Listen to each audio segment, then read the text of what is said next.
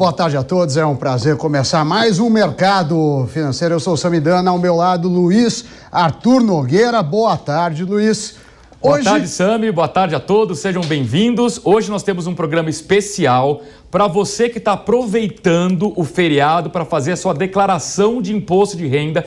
Muita gente com dúvidas sobre como declarar os investimentos. Aliás, tem muita gente que abriu conta em diversos bancos digitais e agora, na hora de fazer a declaração, fica até perdido. Aonde que eu tenho dinheiro investido mesmo? A gente trouxe um especialista aqui que vai esclarecer todas as suas dúvidas daqui a pouquinho. Mas antes, o Samidana fala pra gente sobre o mercado financeiro de hoje. Lembrando que hoje, feriado no Brasil, não temos o nosso pregão funcionando. Exatamente, certo, o pregão volta amanhã. Amanhã o pregão já tinha feito o carnaval, então a Bolsa segue o calendário antes das mudanças da pandemia. Então amanhã tem pregão. Porém, o mercado americano está aberto.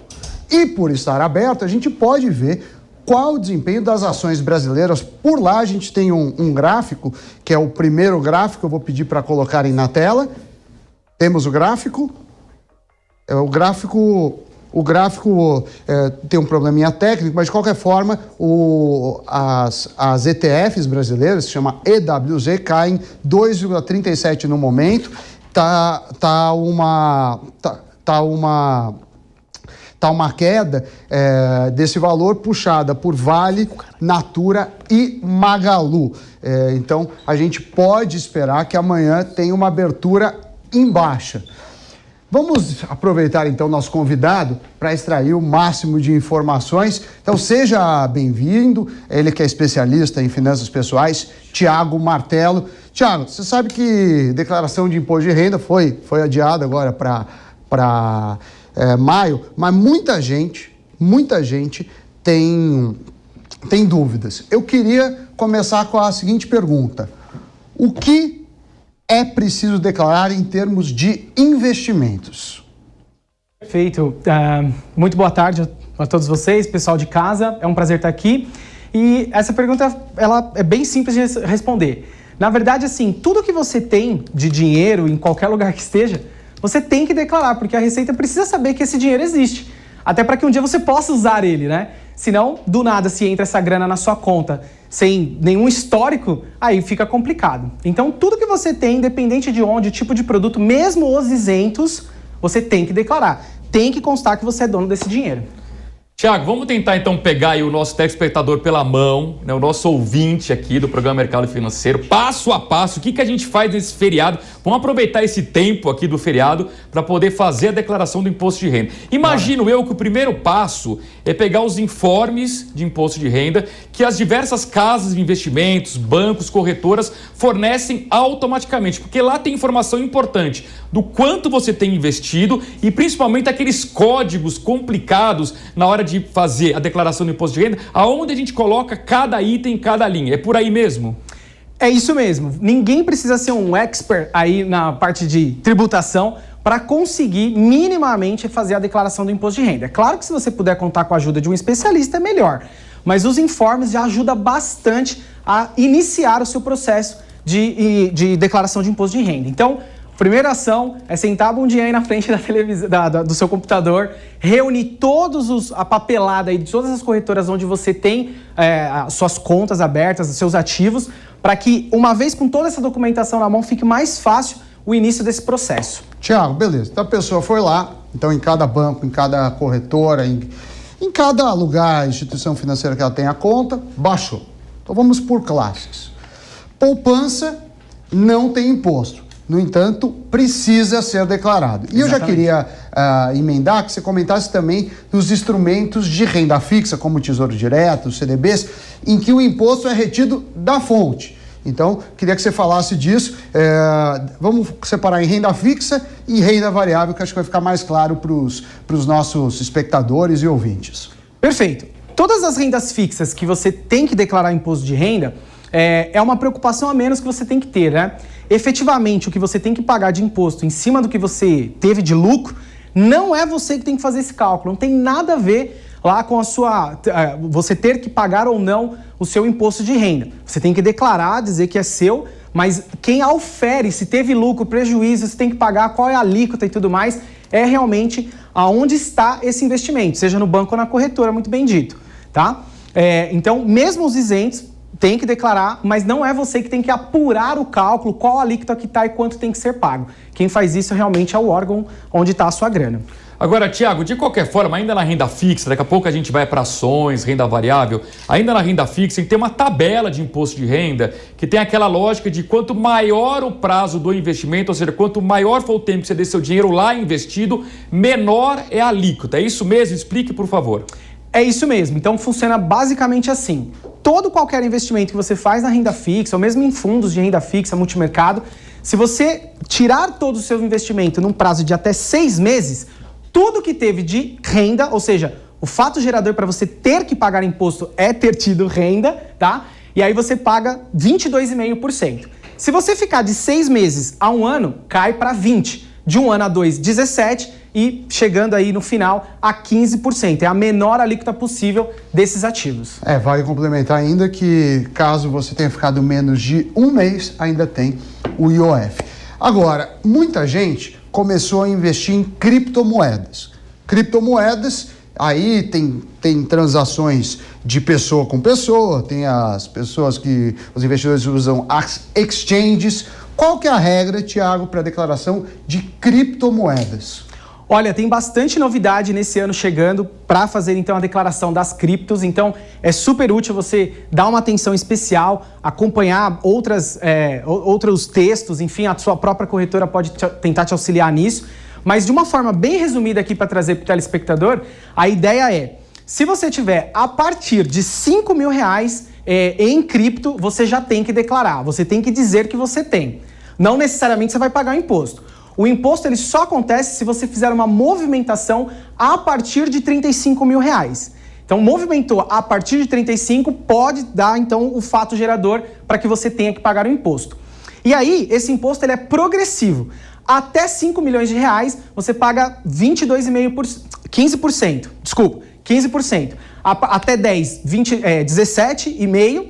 Aí, até 20%. 20% e até a partir de 30% você paga 22,5%. É exatamente a tabela da renda fixa ao contrário, tá? Então, a partir de 35 mil dos criptoativos, você já tem que fazer provavelmente aí tem que pagar o imposto de renda. E as ações, Tiago? Quer dizer, as ações, muitas pessoas não sabem que você tem que pagar um imposto que é mensal, caso você tenha lucro, mas a partir de um patamar mínimo de movimentação, que, se eu não me engano, é R$20 mil, é isso mesmo? É isso aí, movimentou a partir de R$20 mil, teve lucro, você é obrigado a fazer o pagamento no mês subsequente, ao mês de transação, através de uma DARF.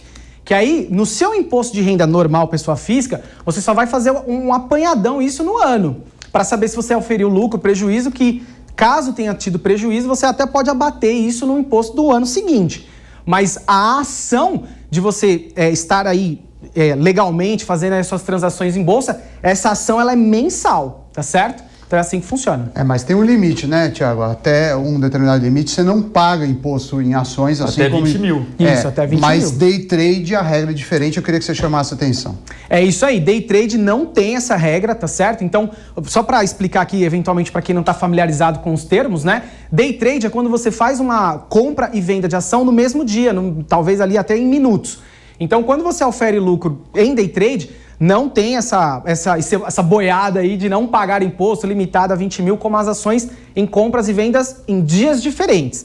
E aí, no day trade, a alíquota é de 20%, porém, funciona assim, 1% dessa alíquota de 20%, quem recolhe é a empresa, o banco, a corretora que você está operando. Os outros 19% aí também é você que tem que recolher através de uma DARF. Tá certo? A gente até brinca que esse 1%, ele é o tal do dedo duro, entendeu? Porque ele acaba sendo um dedo duro das suas transações que te obriga depois a ir atrás dos 19% para você estar tudo ok com a B3 e com a Receita Federal. Tiago, mais uma dúvida. Dinheiro parado em conta corrente, eu preciso declarar ou não? E dinheiro embaixo do colchão, seja ele em reais ou em dólar ou qualquer outra moeda estrangeira, eu preciso avisar o fisco ou não? Sim, é aquela lógica da primeira pergunta. Tudo que você tem de grana, bens, não importa, você tem que declarar. Por quê? Como que você vai explicar, eventualmente, se você pega essa grana debaixo do colchão ou parada em conta e compra um ativo, da onde surgiu esse dinheiro? A Receita vai falar, não, mas peraí, você não tinha essa grana, como que surgiu esse ativo? Então, para que você não tenha esse problema, tem que declarar. Se vai pagar imposto ou não é outra coisa. Uma coisa, outra coisa. Declarar, dizer que tem que fazer. Se você teve lucro ou não e tem que pagar, aí é um outro cenário que aí obedece todas essas regras que a gente está falando e muitas outras. Tiago, muita calma agora, que é um assunto que confunde muita gente. A gente tem a Previdência. Você tem a Previdência Oficial, você tem a Previdência Privada. Nas Previdências Privadas, você tem o PGBL, que deduz do imposto de renda e só vale para quem fez a declaração completa e para quem é contribuinte de alguma Previdência Oficial. E você tem o VGBL. Vamos começar pelo PGBL. Isso é dedutível do imposto. Como que você faz e como existe essa dedução?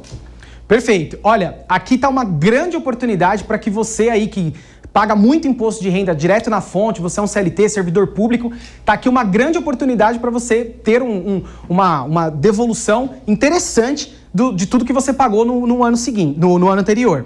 Então, por exemplo, até 12%, o limite máximo é 12% de tudo que você auferiu de renda num ano. Se você contribuir para um plano de PGBL, como o Sami acabou de falar, você pode usar esse valor, 12% limitado, para que você tenha abatimento no seu cálculo do imposto. Então isso ajuda bastante, por quê? Porque de tudo que você contribuiu, vamos supor que você está na alíquota aí de 27,5%, que é o teto. De tudo que você contribuiu no ano, você vai ter exatamente essa alíquota de 27,5% devolvido para você no ano anterior. Então isso é muito bom, porque ajuda, você chega mais rápido, né? Porque você vai deixar de pagar imposto com relação a esse valor que você contribuiu para a Previdência Privada, tá? Mas lembrando que é o PGBL, é só lembrar o P do imposto, P, imposto, letra P, então é isso aí, então não tem como esquecer. Mas aí tem uma questão, né? Isso é referente ao ano anterior. Então, exato. Você olha e projeta a sua renda tributável esse ano e aí você pode fazer o PGBL. Em termos financeiros, só vale a pena se a taxa de administração for barata. Em relação ao VGBL, para completar a pergunta aí que eu fiz. Olha, o VGBL ele não vai ter, né, esse benefício, tá certo? Agora, se ainda assim fizer sentido para você por algum outro motivo, como por exemplo pensar em sucessão patrimonial, qualquer outro motivo que faça sentido você ser um contribuinte do VGBL, você pode contribuir, não tem problema nenhum, o dinheiro é seu, você faz o que você bem entender, mas para efeito de incentivo no cálculo do imposto, não vai ter. É uma vantagem do VGBL que não entra em inventário, né? Muito Exato, bom. foi o que eu acabei de falar. Exatamente. Ô, Tiago, agora outra questão. Algum investidor, certamente que investe em renda fixa, em fundos, já ouviu falar num tal de come cotas. O que é isso? Explica pra gente. Olha, é bem capcioso esse assunto, é difícil explicar até no dia a dia, o pessoal não entende muito, mas vamos lá. Ó, funciona assim. Lembra que eu acabei de falar que quando você está num fundo de renda fixa, ou mesmo um fundo multimercado, título público federal, CDBs e tal, você obedece àquela tabela de imposto que cai de 22,5%, aí vai caindo, né? 22,5%, 20%, 17,5% e chega em 15%, certo? Legal. Dito isso, não é muito óbvio dizer que pelo menos 15% é um fato que você terá que pagar? É óbvio dizer isso, não é? Porque é o mínimo. E aí o que acontece? O governo ele não quer esperar quanto tempo você vai ficar com aquele ativo para que só depois, então, de todo esse prazo ele pegar esses 15%. Ele fala assim, não, peraí, eu não vou ter que ganhar esses 15% de qualquer jeito. Se você ficou 6 meses, 1 ano, 2, 5, 10, eu não vou ganhar os 15%? Legal, então eu começo a tirar esses 15% desde agora. Então, duas vezes por ano, ele enxerga o lucro que você teve no período de 6 meses e baseado em cima daquilo ele vai lá e tira 15%, que é o mínimo que você já tem que pagar mesmo. E aí, quando você efetivamente sair do produto, ou seja, acontecer o fato gerador de ter que pagar o imposto, é deduzido, né, esse imposto que você já pagou lá atrás. Então, assim, é normal a pessoa estar num produto de renda fixa, aí ele tá lá vendo crescer todo mês bonitinho, né? Porque a renda fixa tem essa característica. Aí chega no momento lá que tem, então, o come cotas, aí o gráfico faz assim, ó, pá, despenca. Aí a pessoa toma até um susto e fala, mas peraí, isso aqui é renda fixa, não tinha que acontecer isso. Mas é o tal do come cotas que tomou um pedaço do dinheiro com relação ao imposto de renda. Puxando na esteira do Luiz, suponha que você faça um fundo de investimento que tenha come cotas de longo prazo de renda fixa. Ou seja, ele vai ter uma alíquota em tese de 15%. No entanto, você retira antes. Então você foi cobrado em 15, mas você retirou antes e deveria pagar mais. Como deve ser feito o acerto neste caso para a declaração não ficar fora? E aí, então, Sami, entra exatamente aquilo que a gente falou. Nesses tipos de ativo, onde tem, inclusive, come cotas, quem é o responsável por fazer essa verificação, quanto já pagou, em que momento você está, qual é a alíquota que você tem, enfim. Quem é o responsável por fazer tudo isso é o órgão onde você tem a sua grana, seja a corretora, seja o banco. Então você não tem que esquentar a cabeça com isso. Claro, você pode checar, ver se está tudo certo, se faz sentido, mas olha, arrisco aqui dizer que os sistemas aí bancários e das corretoras funcionam muito bem, até porque eles têm órgãos fiscalizadores que ficam muito em cima disso. Então dificilmente você vai encontrar um erro, né? O erro está na lógica, né, Sami? Eu acho que você concorda comigo. O erro está na lógica, porque afinal de contas, quando o governo vai lá e já toma 15% no período do lucro ali que você teve, ele está eliminando a possibilidade de você ganhar dinheiro com este dinheiro. Ou seja, ele está eliminando os juros compostos que estaria envolvido naquela grana que ele tirou de você. Então, na minha opinião, o erro está na lógica. Mas no sistema funciona muito bem. Ô, Tiago, pois não, pode não, é que houve uma popularização muito grande do Tesouro Direto e você de alguma forma já respondeu isso lá no começo, mas eu queria jogar luz para as pessoas que compraram ou um Tesouro Selic, ou um Tesouro IPCA+, ou um Tesouro pré-fixado. Como é que essa pessoa declara isso no imposto de renda? E, por favor, repita a questão da tabela do imposto de renda para que as pessoas também sejam estimuladas a manter por um prazo mais longo. De novo, por favor, Tiago. Perfeito. Então vamos lá. Ativo de renda fixa, título público federal, ou seja, você emprestar dinheiro para o governo, você comprar título público, emprestar esse dinheiro para o governo, fazer as lambanças lá que ele faz bastante. Enfim. Então, quando você faz isso, você tem um título do governo, que é título de renda fixa, e obedece à tabelinha de imposto de renda, que começa com a maior alíquota e vai até a menor alíquota. Como funciona, então, essa redução? De 1 até 6 meses, se você aplicou o dinheiro e tirou esse dinheiro dentro desse prazo, tudo que você teve de lucro, você vai pagar 22,5% de imposto. Então, por exemplo, teve um lucro de R$100, R$22,50 vai para o governo, você fica com o resto. Tá certo? Legal. Quando você faz, se precisar, tirar essa grana entre 6 meses e 1 ano, essa alíquota já cai para 20%. De 1 ano a 2, cai para 17,5%. E o mínimo possível que você vai pagar de imposto é de 15% acima de 2 anos. E a ideia é exatamente essa, evitar de ficar fazendo tantas mudanças aí, né? O governo ele tenta estimular os investimentos de longo prazo, isso é um benefício, né, para quem usa o dinheiro aí da gente, seja banco, empresas privadas ou mesmo governo. Então, para evitar essa transferência toda hora, ele dá esse incentivo de quanto mais você fica, menos você paga. Vamos fazer um resumo, que a gente está acabando aqui a entrevista com o Tiago. Olha, primeiro ponto, e aí me corrija, Tiago, se eu fizer errado. Declare tudo sempre. Por quê? Porque é origem de caixa. Amanhã você quer fazer uma compra de um móvel, alguma coisa, você tem origem. Lembrando que agora 2 horas e 57 minutos.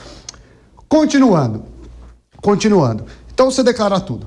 Poupança e renda fixa. Poupança não tem imposto, mas você declara. Renda fixa é automática, que a gente chama, que é cobrado na fonte. Então você vai lá, declara. E nesses casos, também vale para o Tesouro Direto, você paga apenas quando você vende o ativo. Caso você comprou e ainda não vendeu, você declara só como bens, mas você não vai pagar imposto. E ações é o mais capcioso, assim como criptomoedas, porque tem os limites que são isentos, limites que não são. Day trade, por exemplo, nunca é isento, mas aí você precisa saber quanto você pagou, na corretora vai ter, quanto você vendeu, e aí sim apurar o imposto que provavelmente foi pago. Se você se esqueceu, aí é uma boa hora de você acertar com o fisco, mas é por meio de DARFs. Certo, Tiago? Falei muita besteira? Não, pelo contrário. Imagina, Sam, deu uma aula aí. Imagina. Olha, acho que a única coisa que faltou, não sei se a gente tem tempo para isso, é falar dos produtos que são isentos, como a poupança. Tem outros. Dá tempo da gente falar sobre isso? Vamos lá, rapidinho. Legal. Minuto, máximo. Então, 1 minuto. Então, assim como poupança, LCI, LCA, CRA e CRI, ou seja, resumidamente, produtos que são, o dinheiro é destinado para o agronegócio e a parte imobiliária, ou seja, que são os 2 setores engrenagens chaves para esse país, são isentos de impostos de renda. Tudo que você ganhar é seu. Mas isso não significa que eles, de largada, são os melhores produtos de investimento e é onde você vai ganhar mais. Não necessariamente. Tem que fazer um cálculo. Ou eu pego o ativo que é isento e comparo adiciono o imposto para comparar um que tem imposto também, ou o contrário, eu pego um ativo que tem imposto, tiro o imposto para comparar um que é isento. Aí sim eu vou saber onde eu vou ganhar mais dinheiro.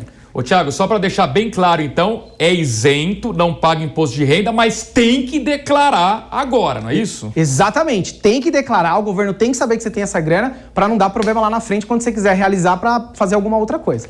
E só lembrando, a gente falou muito de imposto hoje, cuidado na hora de investir com os isentos, porque não é porque é isento que vale a pena. A poupança está apanhando a inflação faz muitos e muitos meses. Então, muito cuidado na hora de comprar ou investir, falar é isento. Sempre faça o que sobrará mais de forma líquida. Então, só deixar esse alerta. O programa de hoje foi dedicado aí para impostos. Agradeço demais, Thiago, sua participação. Espero que possamos contar com você em breve. Com certeza, estou sempre à disposição. Vai ser um prazer poder voltar aqui. Obrigado. Muito bem, Thiago Martello, especialista em finanças públicas, participou com a gente do mercado financeiro. Se você perdeu alguma informação, vai no YouTube da Jovem Pan News e assiste de novo o programa, porque você vai conseguir com calma anotar todas as dicas que o Thiago trouxe para você.